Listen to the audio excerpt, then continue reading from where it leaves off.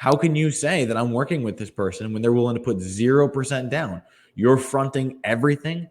Your time is the most important thing to front. People say don't put up the material. Don't put up your time. I don't care if it's one GFI. They're reserving your time that another person could have wanted a first class membership and taken that spot. Or they could have now been an emergency demand call that you can't take because you committed to that time slot. Protect your time just as much as you protect your wallet. I love that, man. There's like a double D rule here that's just like really floating around heavy. We do not discount and we do not work without a deposit. Do not schedule without a deposit. If you just held to that,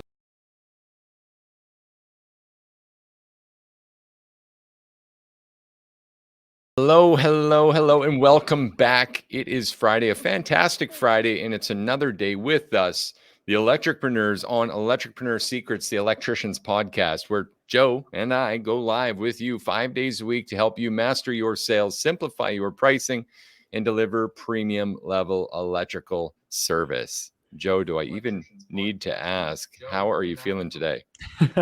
Your boy is fighting some sort of cold today, but I love what we do so much, and I feel like our mission is so important that it's worth showing up even when you're under the weather. Awesome, man. Well, I appreciate your endurance as you pull through this. We just got out of a fire class, by the way. It was absolutely great stuff today. At least that's the feedback we're getting. Your boy went on a bit of a speech today. I got a little heated around some concepts, but we're surviving it, and we're back for another great podcast, a continuation of what we had yesterday. I love it, and I can't wait to watch a replay on that. And if, let's say, I'm going to do a little stitch here, but let's say someone wanted to watch that, how would they go about doing it? Well, that one is members only, but our clients can access it in our client Facebook group. Guys, you can catch us for free, though, on the Electricpreneur Secrets Facebook group, where you could be engaging with us, grabbing our free value pieces. I mean, the irony behind Electricpreneur Secrets is that there are none. There is no competition. There's only creation. And there's just us and these strategies that we believe you should have so that you have a real sustainable chance at building this business. And to stop making these concessions that we were talking about yesterday, because it's depleting your future. We've got real examples of these concessions. In fact, one of our clients just had a big challenge that we could go into. All right, let's lay it on. Situation, hour and a half out of usual area. So a bit of a drive for a family member who inherited a home, and they're looking for, some system upgrades as an investment in this property. But naturally, it's the friend or family problem. And naturally, at first they're like, oh, no, just come do the work and bill me after. It'll be fine. It'll be fine. Kind of a timeout right there, right? Always. Why wouldn't you do that, Joe? So I've actually been in these circumstances before. And can I just do a quick description of how it blew up in my face? And then we can describe why? Yeah, for sure. So we were working with a client who at the time was Johnny Got Rocks. He never worried about money. I own this business. I own that business. I have these deals, all this great stuff, right? So we go to work at this guy's house, and he tells us that he wants to add an outlet to the outside. I want to add an outlet to my porch. Not a problem. Happy to help. Normally, we'd give you a price in advance. Don't even worry about it. It's me. I got it. Don't just make it happen, right? Yep. Okay, no problem. Make it happen. Turns out when we opened, because he thought we wanted to just tap off an outlet and move it over, when I opened it up, I found out it was a cloth line, and that us needing to move it obviously now becomes a GFI requirement because we're moving it the 6 feet. And now I had to actually cut the wall, run it down, run it to under the porch, then fish it up. And this is the really pathetic part. It was only a $900 job. This was a lot of work for $900. But once again, poor inexperience. What are you going to do? So we go to this guy and we're like, listen, we did all this. It took way longer than expected. There was this requirement, but I am proud to say that we're able to keep it under $1,000. And he flipped his lid thinking that there was no justification for us to charge more than just a few $100s. And that if we had told him in advance that he could have declined it at that point, but now we forced his hand and he has to pay it. Isn't it interesting how quick that shift can happen? Where someone says, don't worry about it, I'll take care of it. But then when they actually do, and it's more than their expectation. Definitely. It's a mess up every time. But there's a reason for it. Oh, The please. reason being is that when customers have it in their mind saying, don't worry, I'll take care of it later, it's usually for one of two reasons, and neither is usually malicious. The first is that they have an expectation of what the price is going to be, and they're mentally okay with that expectation of price. So, like me walking in saying, yeah, you want to know what it's going to be? He's like, it's going to be $200-$300. In his head, he's like, don't worry about it. It's a couple $100. I'm not worried about that. I want it done. Yep. So he was approving mentally the $300 job. But then when we actually gave him the real price, it didn't line up to what he thought it was going to be. And he wasn't upset about the price. He was upset about the difference between what he expected and what he didn't. That's scenario one. And usually those are the people who are not trying to take advantage. Scenario two is a little more malicious, where if you have a friendly relationship or you've got some sort of acquaintanceship with someone where it becomes awkward to then pursue the money, me asking for it after the work is done, who now holds all the power? They do. They hold all of it because you Disaster. never had an invoice. You never got an approval. You didn't even discuss a price. You're a So bag now, holder. exactly. They're holding on to it. And you fronted all the work. You fronted all your time. And most of us are feeling uncomfortable asking friends and family for full rate.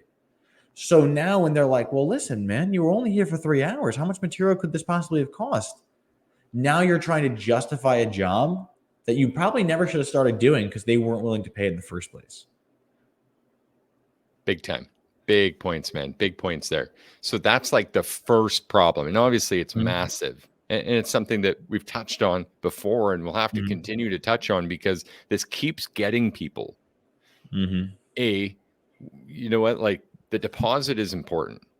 Oh, yeah. And you can't get a deposit without a known amount, a known expectation communicated between two people, right? 100%. You're never going to have a situation where you're like, well, arbitrarily, I need 10 grand.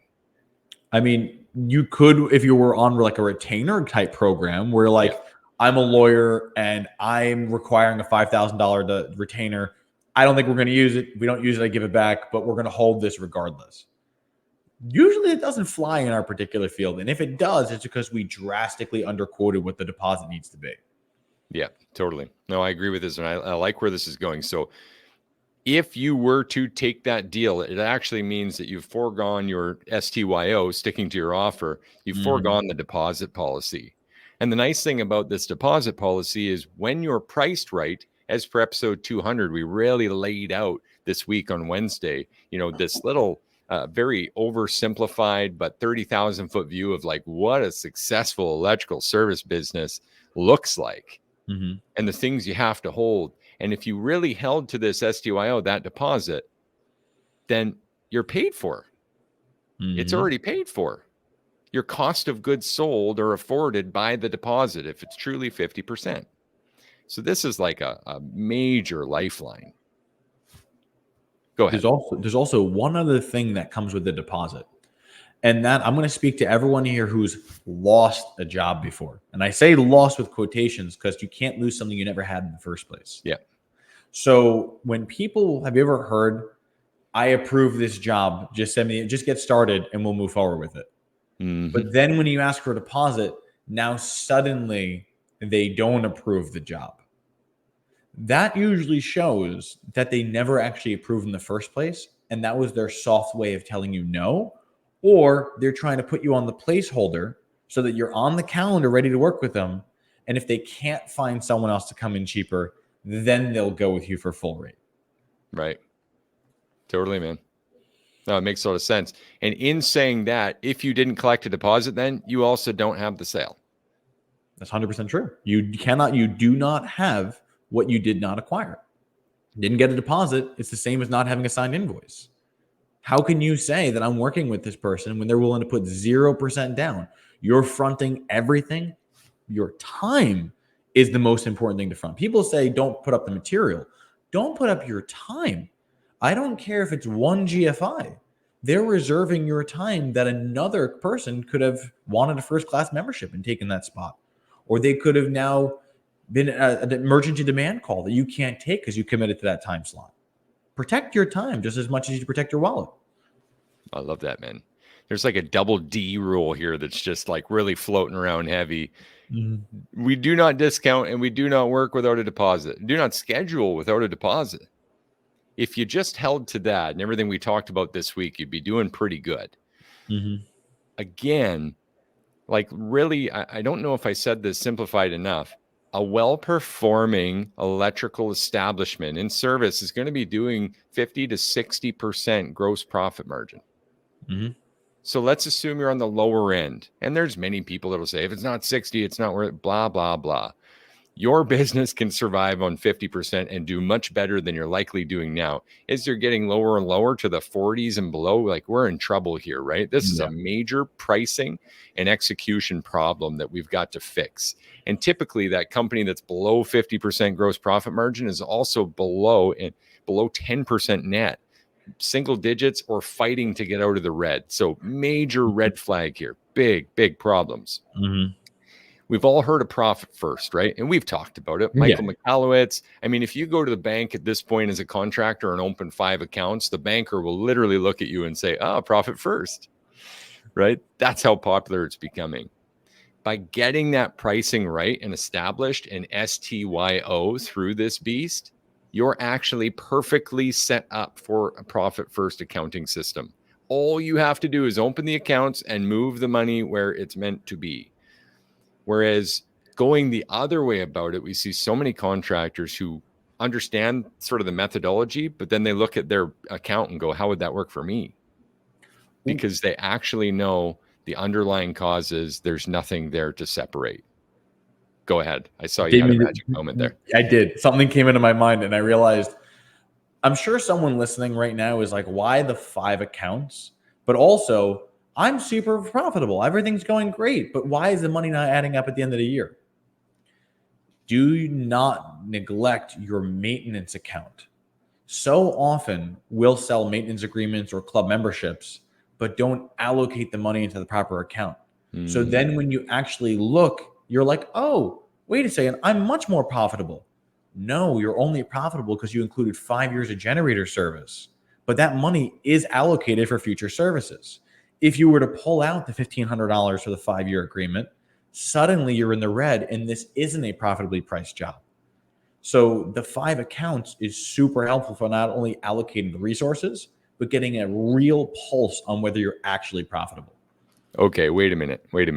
I'm just realizing that if someone's listening to us for the first time right now, or just recently catching on, then a couple of things we said are actually kind of life-shattering here. Yep. A is you're getting 50% deposits, and that accounts for all the cost of goods sold. And B is, wait, you're selling 5-year maintenance agreements? Hell yeah. How in the hell? So essentially, we get paid for everything up front. It's an interest-free loan from your client. But it's also in their direct benefit too. Because you say like, well, I don't want to sell multi-year maintenance agreements because if I do, I could just make them go year by year. They could, theoretically, they could. But let's say, sake of argument, has things gone up in the past 5 years? If you were to take the cost of milk today and the cost of milk 5 years ago, what kind of increase would you be facing? Sheesh, you know what? Like I'd venture a guess around 40 or 50%, honestly. Correct, right? So the thing that you're protecting your clients again is this is called an inflation fighting package. What we're doing is they're paying for 2027 service, 2028 service at 2023 price. In addition, they're now in your club membership, meaning if they were ever going to call you for something, they get all the benefits for the next 5 years. And the best thing about it is, let's say you purchased it while doing a generator sale. It's considered capital improvement, which means any particular sale that would have happened gets brought into that tax-free bracket, meaning that the generator maintenance is now 5 years tax-free when it normally wouldn't have been. So you're saving them 40%, you're saving them the tax, you're giving them 5 years of benefit, and you're getting interest-free loan. It's literally a win-win. Win. If you're Michael Scott, then yeah. There are some levels to that shit, man. You just touched my heart and blew my mind at the same time. There you go. All of that while serving at a higher level. So people like it. Well, the fact is that why wouldn't someone like being served at a higher level, right? Like I can imagine you saying, well, I'd rather keep the $1,500 in my account. Okay, totally reasonable. Let's say you do that. Sake of argument. Money stays in the account. You give me $300 today plus tax, or first year didn't include tax. Got it. Now, every single year is going to get the 8.125. Yes. Okay. So everyone gets the interest rate calculated on top of that. So if it's $300 every year, they're going to be paying an extra $30 to $60 in tax. Doesn't seem like a ton, but imagine over 5 years. Now the interest alone is more than the actual membership itself. So you've given them a 5th or 6th year free, quote unquote, just by saving them the tax. Then the second thing is let's say you have a major power storm, right? Everyone loses power in the neighborhood. 1,000 calls come in. Who do you prioritize? You can say, well, our service is in extremely high demand. We're generator specialists. So as a result, wouldn't it make sense that we would take care of our club members and our generator maintenance agreements first, and then take care of the general public after our own have been satisfied? You got my vote. Yeah. So you offering these plans and allocating the money into that particular account is not only one of the most impactful financial decisions you'll do, it gives you better clarity of everything. It allows you to serve your clients at a better level. It measures how you're serving them. It increases the lifetime relationship you have with them. No one loses in an arrangement except for the quote unquote $1,500 that left their account. It's just an investment in themselves and they know it. Wow. You could have been a financial analyst in another life, Joe. You just proved it, man. You want to hear something funny? Again. Yeah. I actually was going to be a financial analyst.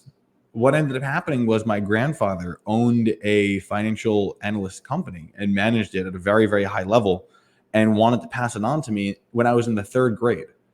And naturally, being a 3rd grader, I declined because I didn't want to study math. I wanted to go play with my friends. So I ended up declining the opportunity and became an electrician. I'm super glad that I did. But man, looking back, numbers are my jam. I love numbers. There's one thing that stands ahead of your calculations, and it's that there is a loser here. Ooh, okay. Hit me.